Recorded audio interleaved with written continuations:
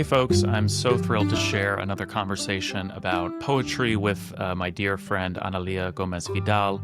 She's a social scientist, a business owner, and a grad school buddy of mine.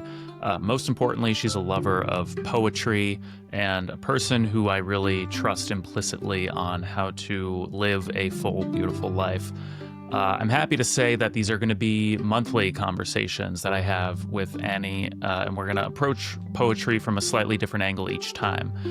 In today's conversation, we do a deep dive on one of my favorite poems by the Chilean poet Pablo Neruda, which opens up a great discussion about the art and science of translation in poetry that I was really psyched to get Annie's perspective on as a native Spanish speaker. So I really hope you enjoy it. So today, when we were playing around with the ideas, one of the ideas that we came up with was testing what it feels like to read a poem in English and in Spanish and comparing a little bit what our experiences would be reading them in our native languages. So, Charlie, you picked a poem for today. Do you want to tell us about it? I did, yeah. I picked a poem called, well, we'll see. There are actually a couple different things it could be called based on different translations, but we'll get into it. The version I have is called Keeping Quiet. It's a poem by Pablo Neruda, the Chilean poet. In a list of sort of names of famous poets, Pablo Neruda is probably someone who even people who don't regularly read poetry have potentially heard of.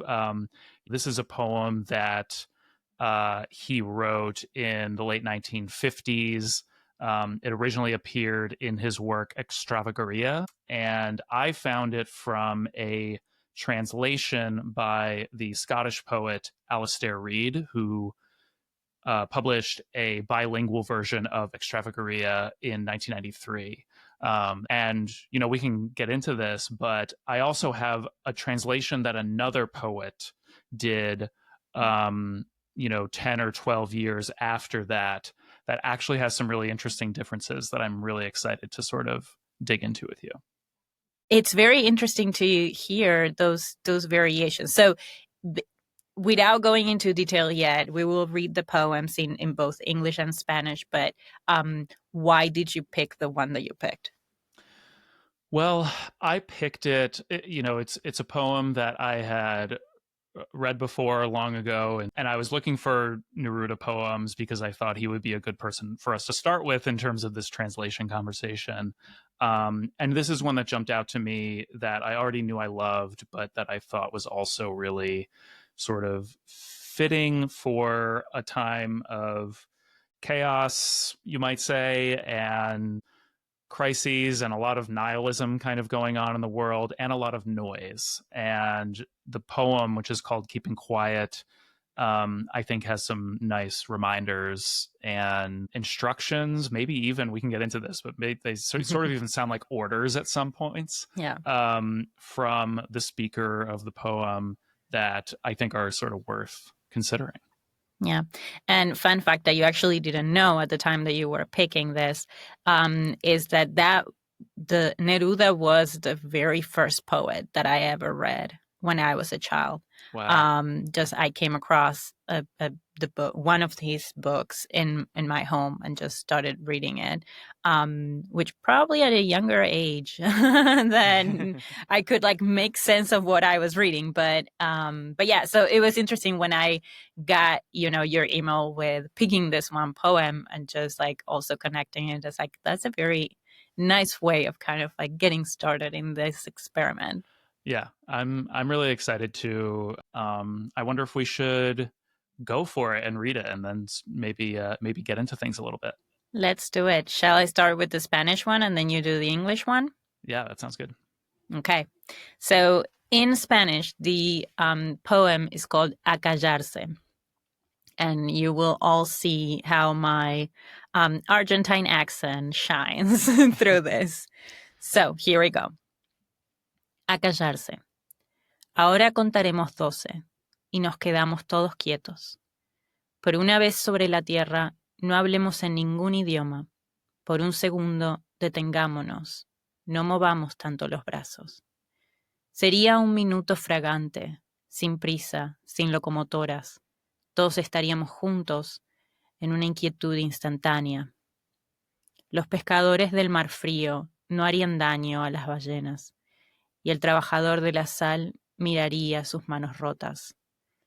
Los que preparan guerras verdes, guerras de gas, guerras de fuego, victorias sin sobrevivientes, se pondrían un traje puro y andarían con sus hermanos, por la sombra, sin hacer nada. No se confunda lo que quiero con la inacción definitiva. La vida es solo lo que se hace. No quiero nada con la muerte. Si no pudimos ser unánimes, moviendo tanto nuestras vidas, tal vez no hacer nada una vez, tal vez un silencio pueda interrumpir esa tristeza, no entendernos jamás y amenazarnos con la muerte. Tal vez la tierra nos enseñe cuando todo parece muerto y luego todo estaba vivo. Ahora contaré hasta 12 y tú te callas y me voy. Very well read. Thank you. Very well read.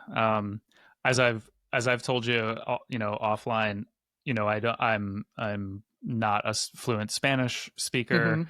I took high school Spanish, and so I I was following along in the English translation while you were saying that, and I was picking out words that I knew and things like that. So it was lovely just to listen to.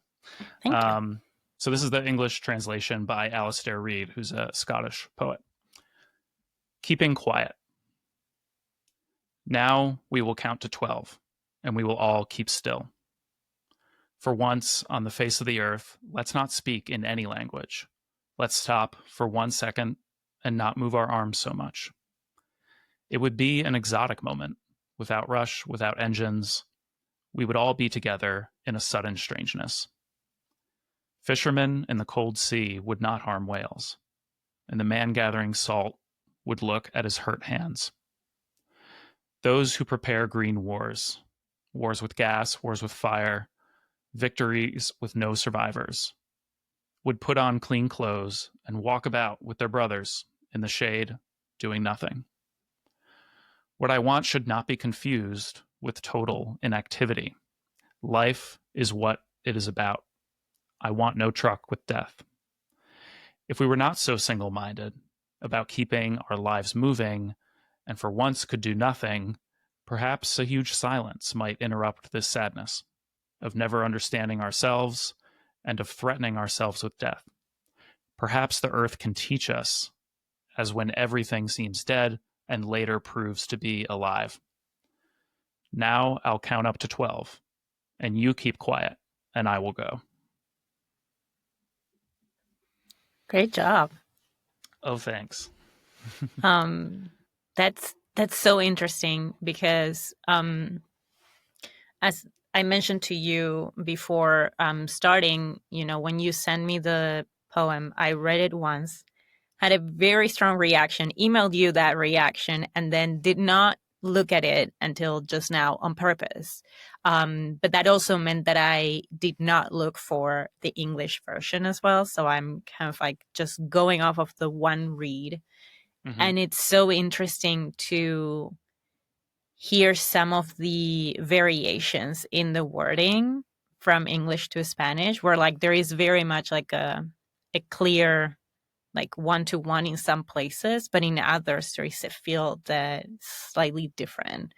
I wonder, what are there any sort of major differences that really jump out to you? Luckily, we have you who understands both languages, so I can't identify the other part. But are there any ones where you were kind of surprised by a line that I said that you weren't expecting to see? Yeah, so I don't know if surprised, but for example, there are two things that stood out to me. So, like there is a verse that the one that in Spanish reads as inacción definitiva and in English is inactivity. Mm-hmm. And it struck me because the strength of the word is different. It mm-hmm. reads different to me. So inactivity feels like less strong than inaction. So this is a really interesting part because I mentioned this second translation that I Yes. found. And in the second translation, it's inaction. Mm-hmm. And I think I would draw distinctions between both of those English words too. I think inactivity, yeah, speaks much more to just sort of a general state of not doing anything. Mm-hmm. Whereas inaction implies something should be done but isn't being done. Yeah. And I think that's a big difference. And I wonder, in a way, like, like we'll talk about, like different Mm-hmm. translations are different. The translators are bringing their own points of view, their own language, histories with them. And so there's no right or wrong here necessarily, but I kind of like I like the use of inaction because it seems like it's Neruda sort of saying, I haven't given up the fight. I haven't, whatever the fight is, and that can be Mm-hmm. whatever it is for the reader. This isn't inaction. This is maybe just like a break in the action before we dive back in. Yeah, like there is a power that comes through in the poem that I feel like inactivity feels almost like a holding back Mm-hmm. of what is displaying. Right. And the other difference that I notice is in the wording in the following um set of verses when it says, like si no pudimos ser unánimes moviendo tanto nuestras vidas.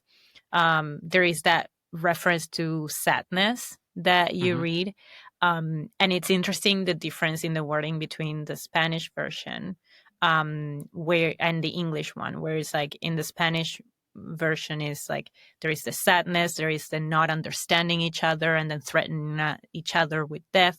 And then in the English version, what I heard from you reading was the sadness of those things, um, Mm, which I think like has like some nuances right. there.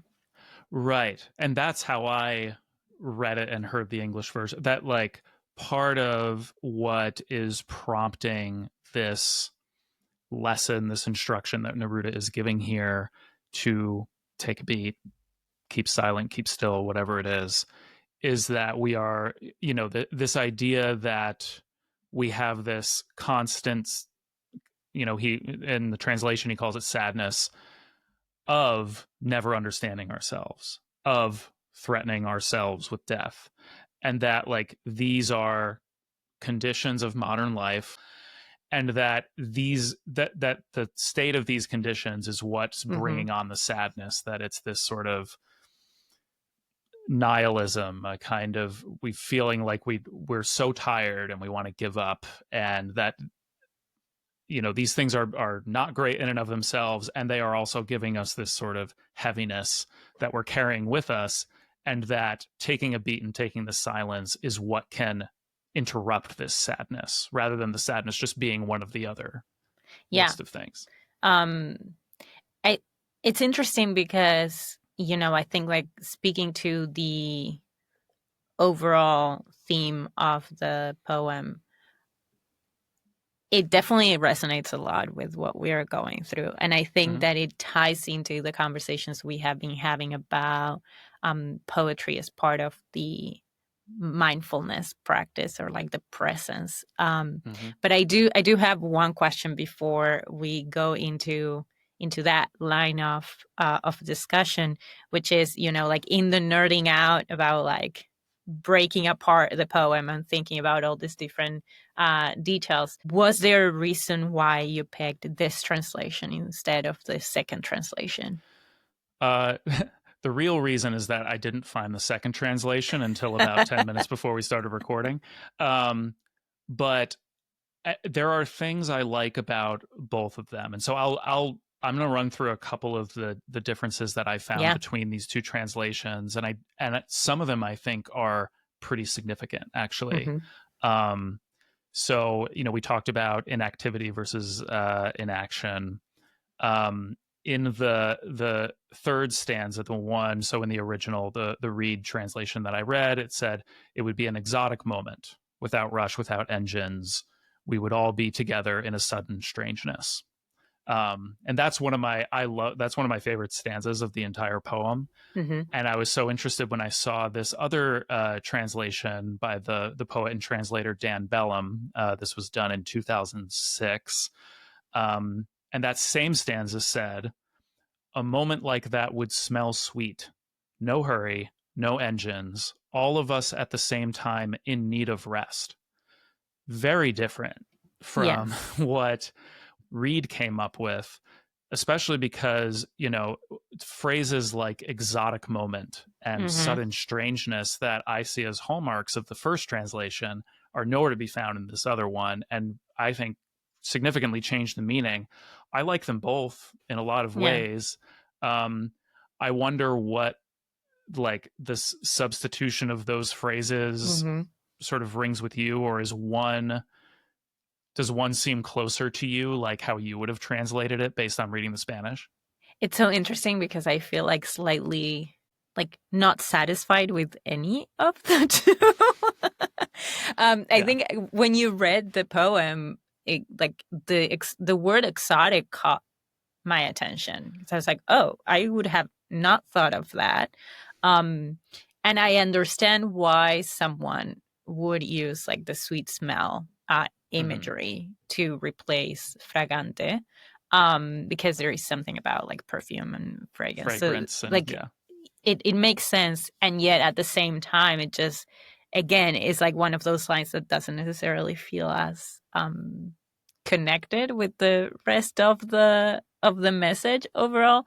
So that is very interesting. And I mean, I will say I appreciate this exercise almost from the perspective of, like emotional awareness, because of like what the imagery evokes in each of those, both in English and in Spanish, and even different versions. Um, because there is a layer, at least like in my own experience, where sometimes the emotional vocabulary that I have developed over time sometimes is more sophisticated in English than in Spanish. Hmm. Um, and so I am seeing this in action in some ways, just like comparing, like through the Yeah. poems. I mean, I think what this is sort of revealing a little bit about the act of translation is that even if you have the same exact text and you don't even have the translating aspect, people can still take completely different things from the same exact Mm-hmm. poem. And so I think that is in part what's happening here. I mean, these two translators presumably spoke Spanish. I hope they did if they were taking on the task of Can you translating. imagine Yeah, if they were? it's like, I'm going to translate one of the great Spanish speaking poets, but I don't speak Spanish. The hubris. Um, but, they both spoke Spanish, but are, taking different things. I mean, I think both versions of the poem, of the translation, offer similar overall themes, and you have Mm-hmm. a lot of these stanzas that are more or less exactly the same. But, this goes all the way up to the title of the poem. The Mm-hmm. the Reed translation that I originally read is called Keeping Quiet. But the Dan Bellum translation, the poem is called Keeping Still. And that to me, I've seen a couple different translations of different poems, but I've never seen one where the title of the poem changes. And that was pretty shocking to me. I mean, they convey similar things, Yeah. but I think stillness and quiet, they are terms that are often used interchangeably depending on how kind of abstract we're being with how Mm-hmm. we're talking about them. But they are literally very different things physically. One is not Yes. speaking or not making noise, and one is not moving, right? And in the poem, Neruda asks both of us, right? He says, let's not talk and let's not move our arms so much. Mm-hmm. And so both are happening. And so in a way, it doesn't really matter. But to me, that was obvious, sort of the most glaring difference. It's like they're called different things. Yeah. And depending on the context, there is a different layer of demand that is embedded in, Yeah. staying like keeping still versus like keeping quiet. Right. Right. You can think of different situations where those might be used. Some I can imagine like, I'm not a parent, but I can imagine parents using both phrases with their children sometimes. Please keep quiet, or please just hold still for 1 second so I can get this shirt on you or something. Um, and they're urgent, right? In certain ways, especially keep quiet. Like Yeah, sometimes that's I don't want to be heard, right? exactly. And I think there is a self silencing Yeah. um, that one could, like interpret in many ways. But I think like that's where like the keeping quiet becomes more powerful too. You also made me think. So in Spanish is acallarse, which is quiet down. Mm-hmm. And that would be something that growing up we would hear a lot, which is like "cállate." It's like it wouldn't Yeah. even be like "quédate quieto," "quédate quieta," which is like keeping still. It would be like "cállate." Like Right. there is a suppression of the voice that needs to happen here. Yeah. Or that, like, you and I have both taught in our lives something a teacher Hmm. would say, something I often have to say at the beginning of a lot of my classes. So I should adopt the Spanish version. I bet that will get more attention among my students here in Idaho. Um, Let me know so how that goes. I certainly will. There are a couple of other differences that I think maybe we can touch on sort of Hmm. throughout the rest of the discussion. But I sort of want to ask you. I brought you this poem, and I'm curious. We've sort of made reference to the fact that, like, this is, I think, a handy poem to have in a time of sort of disquietude and change and chaos and things like that. I wonder, the technicality of the translation and the language aside, how this poem sort of, you sent me this email of of your reaction, All caps. all caps. Uh, what what is it about this poem that gave you such an all caps reaction, in terms of maybe its timeliness, or sort of what did you feel like it was trying to say that really got through to you? It felt like a gut punch in the best possible way. Um, Yeah. so we are in a context that already is feels very hectic and overwhelming, and everything that is going on. We don't need to bring into the Nook necessarily, but it's the reality and the context that we are living in. And in addition to that, it feels like we are now conditioned to almost like an expectation to constantly add to the noise. And so when we are in the middle of such a disorienting time, um, people have different ways of coping. Mine tends to be one of observing and taking that pause to observe and decide. And in the middle of all of the noise and all the back and forth and everyone saying and doing things and just feeling like the floor is shifting under us, um, a poem like that one kind of like feels like a very clear, to the point, Mm-hmm. acallarse, Yeah. keep quiet, just a minute, let's take a beat. And then the way that it connects throughout the verses with some of like the very real realities Yeah. that we are experiencing. And I think that, depending on who reads it and how they interpret it, like it can be an invitation. It can also be an unsolicited demand that does not sit well with a lot of people. Mm-hmm. And so I think that that's also where like the power of it lies. There are people that might react very strongly against thinking that we need to quiet down for a minute. Right. I think, there are lots of political and cultural and personal fights over speech and what speech means, and Hmm. whether speech is powerful or whether it's harmful or just words. And so it's touching on these, especially if we're going with the translation that's more about keeping quiet as opposed to keeping Hmm. still. Um, but I do think, yeah, I mean, I sort of read this, especially the beginning of this poem.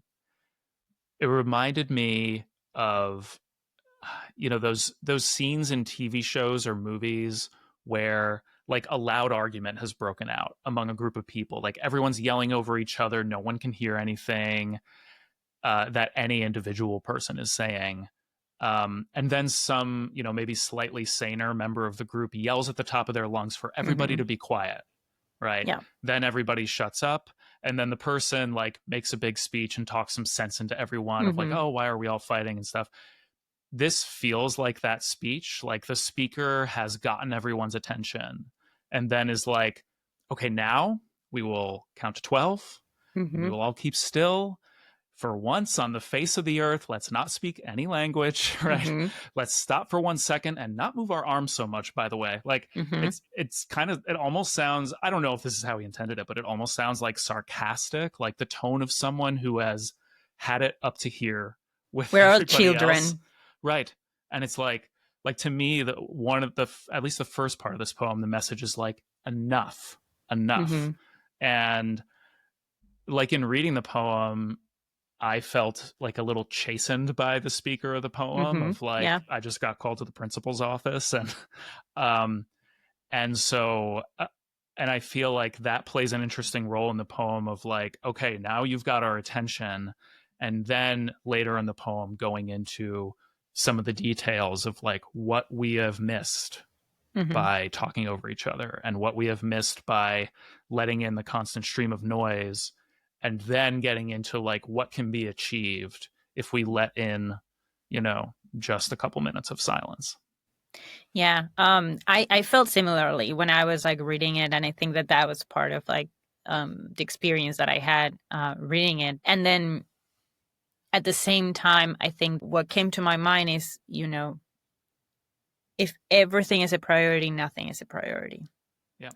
And so we're constantly, like running, chasing all the time, just like talking about everything at the same level. Then because we are depleted, we are not, like in the image of a massive fight, like, in a group, like the scene like you were describing, there is a point in which like it just becomes so primal Yeah. that you're not even fully present. You're just like reacting out of instinct, right? Because like we are depleted, because we're not present, because we are contending with so much at once, and it feels unsustainable. And then that's how it's so much easier for people to not recognize our own humanity and each other's. I completely agree.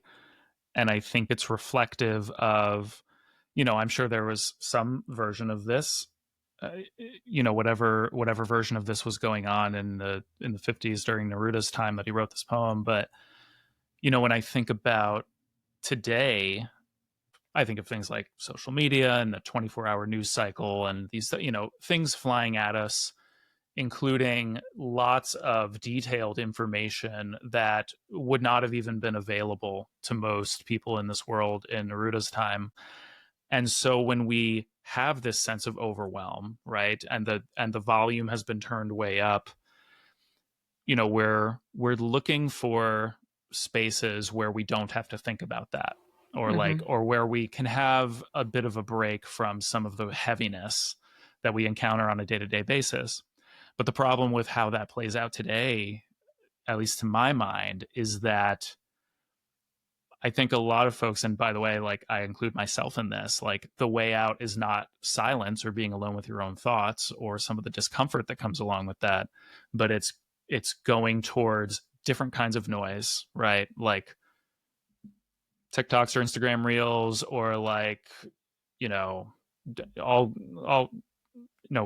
reading other kinds of news that might make you feel better. Or we go to great lengths to avoid silence, to avoid having this kind of awareness, and not just finding the silence, but then acknowledging like, the sort of metaphorical versions of the other things Neruda talks about in the poem of, Mm-hmm. the gatherer of salt in his hurt hands, or the green wars, the wars with gas, wars with fire. Like these are things that with all the noise, we actually can't understand and we can't get to the truth of. And only with a pause or a bit of silence or reflection or awareness can we sort of find our way towards actually understanding these things and maybe hopefully solving them instead of just getting overwhelmed by them and shutting down. Can you remind me the date of the poem? Was it 1950, you said? 1958 was when the collection of poems came out. So I'm not sure exactly when he wrote this one, but it would have Mm-hmm. been 50s, I would think. Yeah. So that was a time where Chile was under a military regime. Mm. And actually, Neruda had to escape Chile in 1949 Mm. because it was a warrant was issued for his arrest. So I think it's important to also bring that in to understand a little bit more of the context and the power of this writing, Yeah. because for someone in that experience to be the one being like, quiet down, let's just like, there is a different type of power required in demanding that pause when you are very much in the middle of that storm. In a way, it sort of gives him, I think, even more authority to be able to make that demand, right? One thing I read to sort of add a little bit of additional context here, in that 1993 bilingual version of this work of Neruda's poetry that came out. In the description, it says this book was written just after he had returned to Chile after many wanderings and moved to his beloved Isla Negra on the Pacific coast. This collection celebrates this coming to rest, this rediscovery of the sea and the land. And it's written in what Neruda called his autumnal period. So his autumn, sort of summer is this time of discord and noise and travel and wildness. And it's appropriate as we sort of begin to enter into autumn now, arriving into a slowing down, a seasonality that I think is really interesting in terms of connecting with this history. And I think it does, especially as we are sort of entering an autumn season and thinking about, in the long term, how we're going to manage a lot of this, chaos that's happening on the national or international or whatever global scale. I think that's important to remember for sure. Yeah, the cycles of nature of life. I think that there is something to be said about taking that pause and like regaining a sense of presence, being just as needed and powerful as the action of it all. Right. But also in a way, and this is another thing I really like about his perspective here, which is that he's not kind of, I don't know what the right word is, but like sanguine about the idea of silence. Like I don't think he's saying that silence is the point.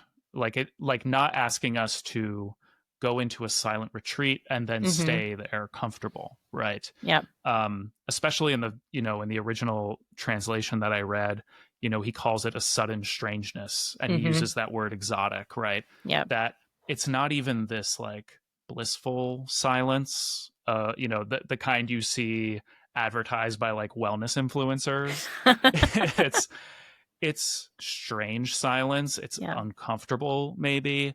It's not going to be a day at the spa, right? It's not just, it is this, but it's not just, hey, let's take a break from the action. It's a method, it's a mechanism, it's a gateway into hearing ourselves think, clearing out the cobwebs, and then living with awareness. And this is what he gets to, I think, when he talks about how, should not be confused with an action, right? Life is what it is about. I want no truck with death.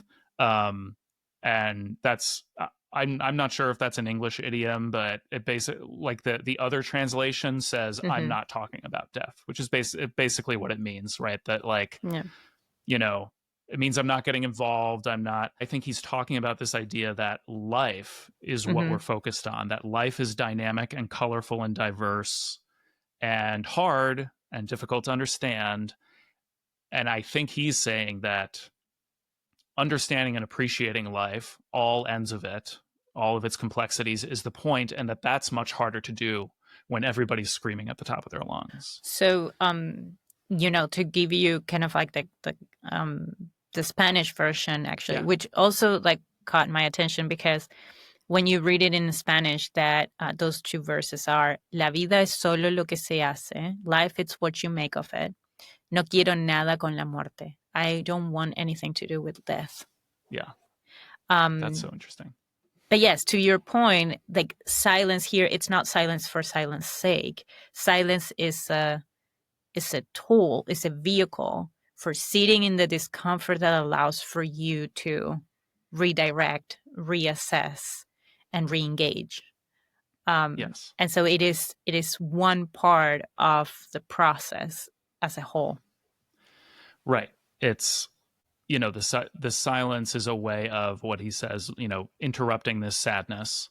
That's, I think, harder, not just when you can't hear yourself think, which I think is a big part of this, but it's also in this.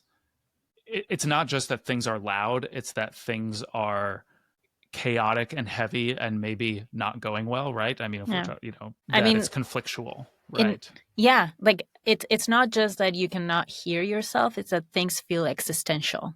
And in some Yes. cases they are.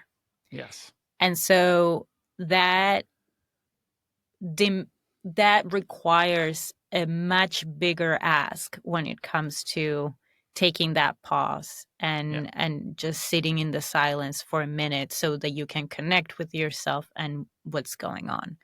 Yeah. Of course, it's easier said than done, but that's at the same time, it is a recurring theme, not just in poetry, but in art in general. The importance of being able to connect with oneself, of like being able to be present, to really hear yourself and others as a way of really like cutting through the noise to get to what matters most to you. Right. I think about this through the lens of politics, and the way a lot of people think about politics, especially these days, is, what can get the most attention? What can be the loudest? And that's what's going to cut through the noise. And Neruda is kind of making the opposite argument and saying that, like, what's really powerful is if everybody stops. And that is what, like, that silence can be deafening, where Mm-hmm. it can be sort of a focal point by creating Mm-hmm. that silence. And that's like a revolutionary idea in politics, and it doesn't fit in with the way a lot of people think about politics, or any kind of Mm-hmm. world conflict. I see a lot of you know nihilism and doomerism Mm-hmm. out there, not Yeah. just politically, but in terms of things like technology and these big changes that are happening, and that in their own way, I'm sure, were happening during Neruda's time, Yeah. can be very destabilizing. And the one line that really jumped out at me was, where he says, huge silence might interrupt the sadness of never understanding ourselves, of threatening ourselves with death. That's a very provocative phrase. But to me, it was not, I don't take that to be literally about, things like self-harm or even suicide. Mm-hmm. I take it to be much more about catastrophizing and letting the idea of death and end and destruction loom over us in our heads and in our daily lives. Can I point something Yeah, out? please do. It's interesting you mentioned that because for me, the way that I read that phrase, it wasn't necessarily the towards ourselves, but rather to one another. Mm, The interesting. not getting to know ourselves and then threaten each other with death. Mm, Which to me made right. it very powerful as well. Probably the most powerful section of the poem. Yeah. Because the way that I see it, and this is my personal take, so much of what we encounter throughout our lives is that the less we know ourselves, the less we can connect with one another, and therefore everything that others do becomes almost like a threat. And Right. and that goes into feeling a lot of the ignorance and intolerance that then we have to navigate, Yeah. because there is a disconnection with self that does not allow to hold that space for that silence, for that Mm-hmm. sitting in the discomfort. So that's Mm-hmm. how I interpreted it. It was like an actually Yeah. like a relational threat. And I think that's, I mean, borne out in how we see people interact with each other in conflictual spaces. Mm-hmm. That when there is a lot of kind of ambient chaos and uncertainty and instability, it sort of causes internal instability in people, Mm-hmm. and you sort of lose your compass, your values, and maybe you do things or say things you wouldn't otherwise say in the heat of the moment. I think that's just basic interpersonal relationships as well. I feel like the quintessential piece of advice for like couples who fight is everyone take a breath, everyone stop, don't say something you're going to regret, right? Maybe take a moment, come back to yourself, and then return. And that can Yes. make all the difference. And I say this from experience, that can make all the difference in an interpersonal argument. We know it can make differences in political arguments. Mm-hmm. And I feel like that's one thing it's like that he is getting to here, and that it's especially when you're, you know, looking down the barrel of a gun, right? Literally or figuratively, that's when it's most important to stop, to that we can't sort of keep going down a road of catastrophe, that's where silence can do the most good and Mm-hmm. bring us back to ourselves so that we can have the conversation that is actually going to help. Yeah. And ultimately, that's the silence that allows for you to ask yourself, who are you and who do Yeah. you want to be? Yes. Yeah. The last thing that stands out to me is like that very last verse. Like, and I'll read it in Spanish, pero, y tú te callas y yo me voy. As in, like, you keep quiet and I walk away.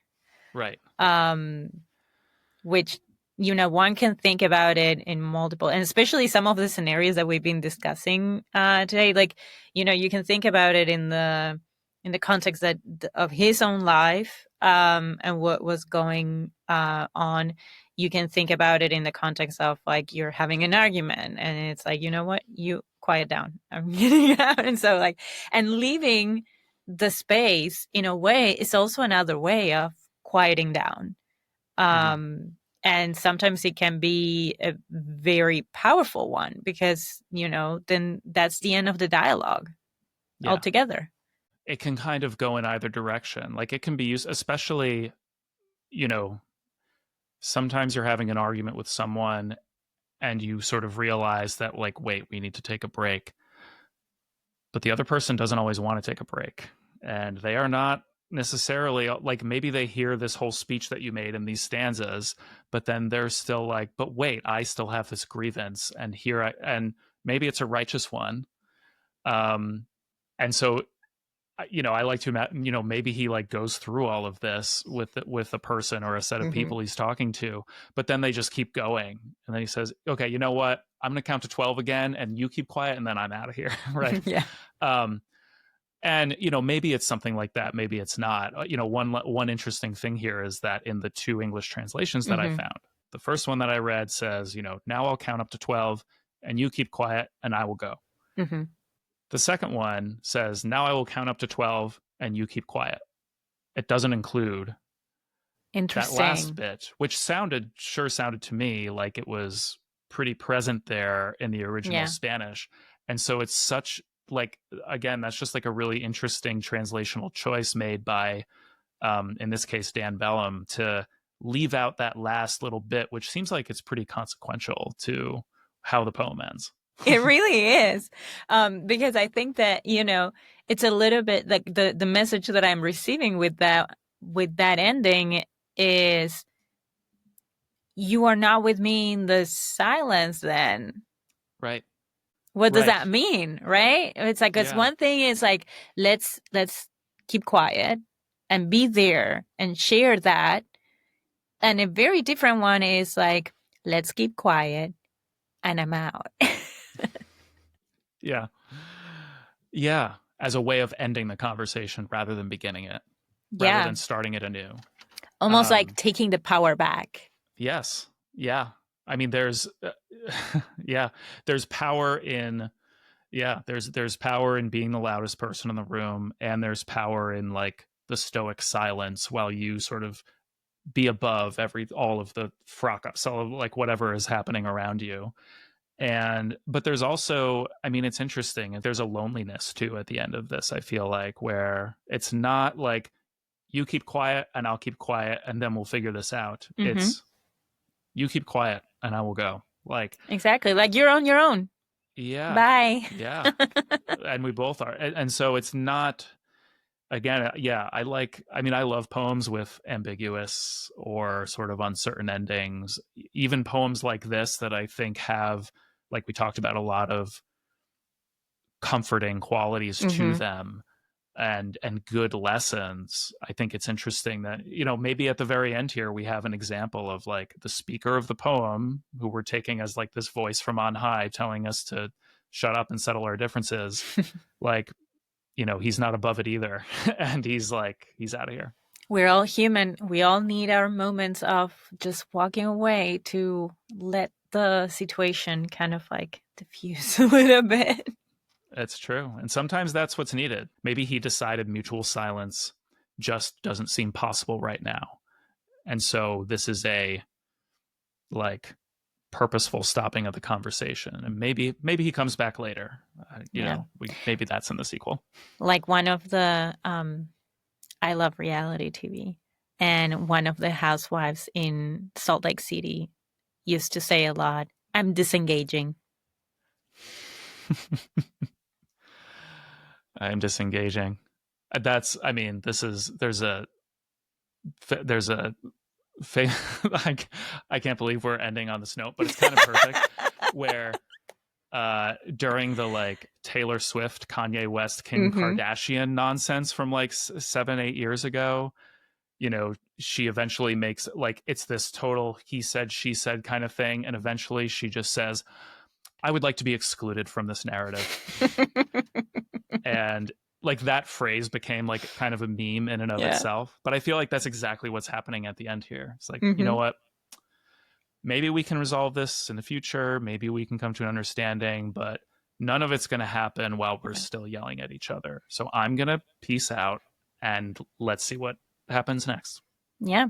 And so by the end of it, what we learn, among a few things from this poem, is the importance of silence so that we connect with ourselves and hopefully with others. And when silence is not enough, sometimes you walk away. Yes. This is like Pablo Neruda's self-care poem, I feel like.